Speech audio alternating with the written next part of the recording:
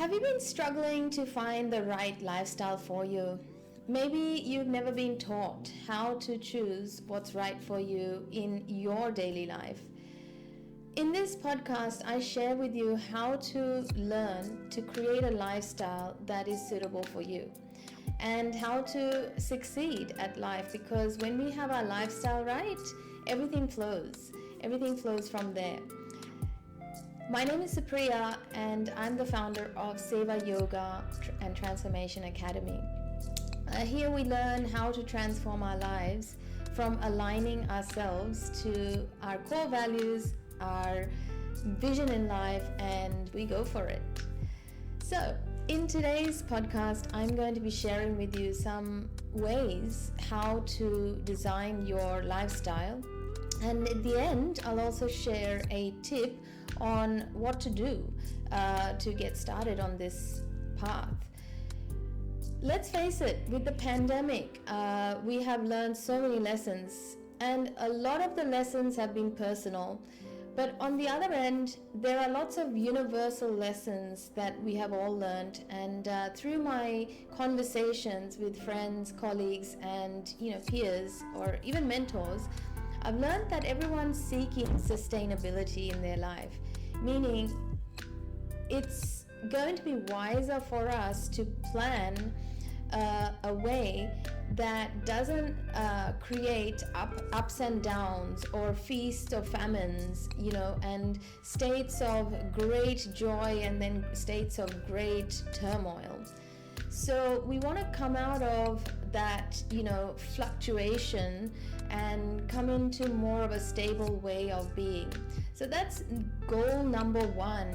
That's what we are all unanimously wanting in our lives. That, when the pandemic hit us, I think everybody experienced a great deal of change all at once. And so all the cracks also showed up in how we lead our lives and how that impacts the way we experience changes in life as well. So when it comes to it, number one is, look at the lessons you have learned and what is it that you actually want. So ask yourself, what are the top 3 challenges I've faced in my life? And what would I have, or how would I have liked for things to be? Right? Number one is that, figuring out what you prefer to be, how you would prefer to have your lifestyle be. So make it a lifestyle oriented answer. So avoid answers like, if you experience financial loss, look behind the reason for that. Perhaps you fell sick. Perhaps your health wasn't, on par with the challenge that you were met with. And there are almost always, health or energy related stories or reasons behind what ends up in a financial loss or a business loss or a relationship loss. So just look into how your lifestyle contributed to the changes you felt or the impact that you felt on the outside. Number 2 is, look at how you operated during that time, especially at the peak of your stress. Look at how you operated. How did you feel? Did you get knocked out, went into this sleeper or hibernation withdrawal, like maybe you didn't show your face to anybody, maybe you didn't even have the energy to check up on those that mattered to you? How did you feel? Did anybody else check up on you? Did you have people in your life that actually checked up on you? And why we're asking this is then number 2 is the relationships you had in your life and how it impacted you during the time of stress. So number 1 has to do with how you showed up Number 2 has to do with how the world showed up for you. And then write down exactly how you would have preferred it to be. Right? So would you have liked for your friends to have asked you certain questions?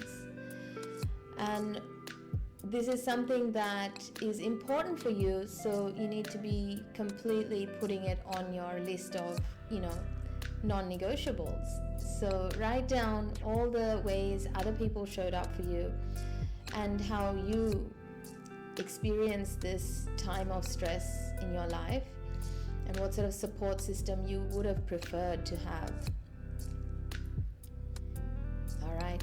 So number 3, the last one, is let's look at what we were actually doing during that time of stress. How did we eat? How did we, kind of lead our daily routines? Did you lose track of time? Did you lose track of your personal habits? We did some podcasts on COVID and how Ayurveda approaches COVID-19 and, viruses, and how to approach this pandemic lockdown circumstances. And what we spoke of, what Dr. Shukla shared, that a lot of his clients with children saw that the children were not even getting dressed to go to school. They were just starting their laptops in bed, just ready for school from bed. Now, look back. What happened to you? Did you kind of freeze? Did you freeze and just did things from bed? Did you forget about the way you like to be? So once you figured out how you actually did things, then write down, how were you, if that hadn't happened, how would you normally do it?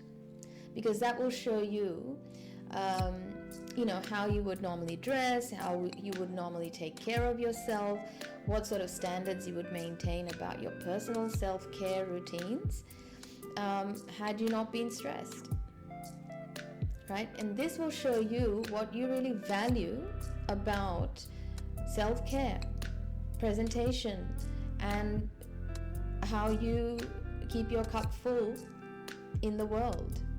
Okay, so you write down what you would have preferred that you had done, or had this not happened, how you would have done it. So now you've got three goals, 3 sets of ways to look at what sort of lifestyle you want to build. First, the kind of person you want to show up as. Second, the types of people and relationships you want in your life. And third, the way you will look after yourself as well. Now that you have identified these specific answers, and this kind of gives you an idea about your vision, some of you might say, well, I already knew this about myself. This is the way I always do things, except, when met with a catastrophe, something that nobody had expected, I too had my weak moment. That's fine. You're allowed to fall. You're allowed to let yourself go. I am here to remind you that this pandemic is not something that only highlighted our weaknesses, but it also highlighted how we prefer things to be for ourselves, right? So pandemic or not, maybe it is a chance for us to reflect on what we truly value, how we truly want to show up, what we truly want to create as a lifestyle for ourselves. Now, in the yogic system, we've already got certain mental health care routines built in to our lifestyle so that we are less reactive to what happens outside of us. So what most of my yogi friends did is they increased their yoga practice during this time of turmoil to kind of create space between the noise and themselves. And so this is a system that we build into our lifestyle to create an ability to avoid being reactive and going into stress responses. I mean, if you look back, during the time of the lockdowns, if you found yourself laying in bed for hours on end and not wanting to get out because you were emotionally drained, perhaps it is telling you that you actually need to build this into your lifestyle, that you look after your emotional health more regularly, so that when you are needing to be relaxed, or you get time gifted to you for having free time, that you know how to relax, that you don't get met with all these suppressed emotions and energies that want to come up when you've decided to relax. So one of the bonuses that I want to share with you today is a yogic practice of Shavasana. And what Shavasana is basically a very potent exercise for the mind, body, energy, and nervous system that we yoga practitioners do at the end of every yoga class or at the end of every yoga practice. So how Shavasana teaches us to be is it gives us the ability to become still at will and have the discipline in our lives to relax even when we are not tired. Even when we are not tired means that at the end of the day, your working day, you have accumulated experiences, right? Whether consciously or unconsciously. You have accumulated experiences like thoughts, sensory experiences, and what you need to build into your life is a way to empty those experiences, like you take out your garbage bin when it's full. So we do that as part of a yogic lifestyle. A Vedic lifestyle includes a Shavasana. And you can do this before bed. You can do this before going to bed and build it into your lifestyle so that it is sewed in to your being, that you have learned how to empty your own garbage bin, your mind's garbage bin at the end of the day. Now, most of us relate to the mind as part of a faculty that's a part of our brain. The brain is an organ that is part of our central nervous system. But the mind in the yogic system is spread throughout our body. Wherever you can place your attention is where the mind is. In the yogic system, we look at the mind in 4 layers. One is your conscious mind, what we call the conscious mind, which is our intellect. Our intellect is called the buddhi. And then behind that faculty is, if you were to look at it in a linear way, is the faculty of ahankar, which is your ego.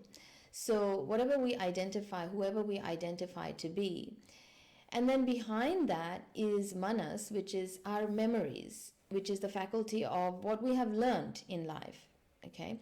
So when we practice yoga and when we practice Shavasana, we provide ourselves, our faculties, to have a rest, and we then take our attention to a space which is just pure awareness, right? Going beyond memory, going beyond the conditioning. So this habit, that if you can build that into your life, it will create a way of you to create space between you and your life story, which quickly fills you up, but you also need to empty. So my fourth thing that I said to you that I would give you is the bonus, and that is a Shavasana. So what you can do right now is you can lay yourself down, and you do need to lie down and close your eyes. Make sure when you lie down that you're as flat as can be. Now, if you have lower back pain, place some pillows under your knees so that your knees are a bit elevated and your lower back, the small of your back, is reaching towards the floor instead of in a curve. And keep your legs either hip width or a little bit apart, a little bit further apart, and let your feet fall out. Now, as you've laid yourself down, tuck your shoulder blades in to the middle of your back so the collarbones open, but let your ribs drop down so the back of the ribs are resting on the floor. Keep your palms open to the ceiling and resting on the floor. And then bring your chin down towards the chest so the back of the neck flattens, and as best as you can experience that. But for some of you, you might also struggle with this. So if you find that your chin is really high up and your neck has a big curve behind it, then I need you to put a pillow under your head and neck, that space where the skull meets the neck. Place it there so that the chin can come down and it will neutralize your spine. So one of the basic things that we need to provide our body with when we are practicing Shavasana is a nice and long spine, a neutral spine. So we've just done that, and now we can close our eyes and take a nice long deep breath into your trunk and feel the breath push the back of the body towards the floor, and let the floor push back, or the surface that you're lying on push back on your body. You can feel the fullness of your breath in your body, and then let the air come out from your mouth. As the air is coming out of your mouth, let the eyelids soften. Let your eyebrows soften, your facial muscles droop over the skeleton of your face. And then keep doing this and follow my instructions on how to mindfully relax. So start to relax the back of your jaw and your jawline. So make sure the teeth aren't clenching. And take another inhale, slowly breathing out, relaxing the mouth, the tongue, and trying not to clench anything. So let that relaxation drop down towards your belly, and also feel the inner walls of your stomach relax. Keep breathing in to the space, the spaces that you're discovering, and breathing out. Now soften those fingers of your hands in case you're clenching your hands or fingers, and let your palms and fingers soften. And then start to let the hips relax, let the floor support, let the knees be supported. Feel the relaxation drop down through your thighs, your calves, and your feet. And feel the feet also relax. Maybe you can sense the arches of your feet, the toes. Relax the toes, make sure they're not sticking to each other. And now taking in a nice long slow breath, tracking, inhaling from your feet, tracking the breath, tracking the body's sensations all the way up to the knees and the hips, as if your breath was filling you up from your feet up. You can breathe out, you can continue to breathe mindfully, and bringing the awareness up towards your shoulders and up all the way to the crown of your head. And you have full body awareness, and breathing out, and notice and scan all the way down from the head, shoulders, arms, hips, knees towards the feet. And so we'll do this 5 times, inhaling and scanning from feet, knees, hips, shoulders, head, crown, and exhaling crown, neck, shoulders, arms, hips, knees, feet. Inhaling, feet, knees, hips, shoulders, crown. Exhaling, head, neck, shoulders, hips, knees, feet.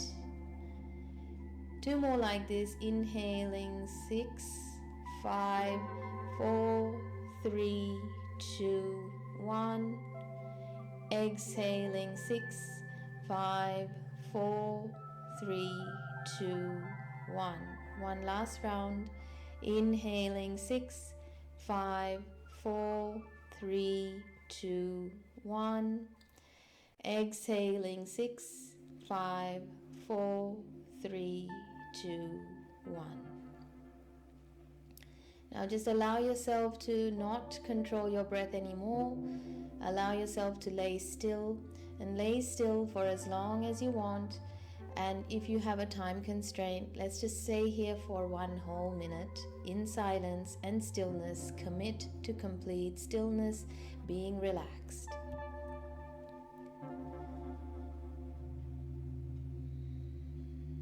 The stillness and ease comes with practice.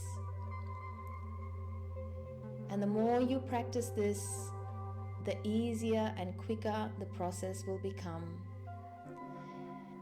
And the more potent this conscious rest and emptying exercise will work with practice. For those of you that have started listening to this just before bedtime, you're welcome to just fall into your sleep. And for those of you that have to get up and get on about your day, you can start to wiggle your fingers and your toes, and then stretch your arms up and legs down like you're stretching your body long, like a body yawn. And then roll yourself over to your right side in a fetal position, and then keeping your eyes closed, come back up, sit back up. And if you're going to stand up, you can open your eyes and stand up. Once you have sat up, if you're on your bed or on the floor, palms, rub them together, place them over your eyes like cups. Take a nice deep breath in, sigh out through your mouth, open mouth. And open your eyes inside your palms, looking downwards, and then remove your hands from your eyes. And that is Shavasana.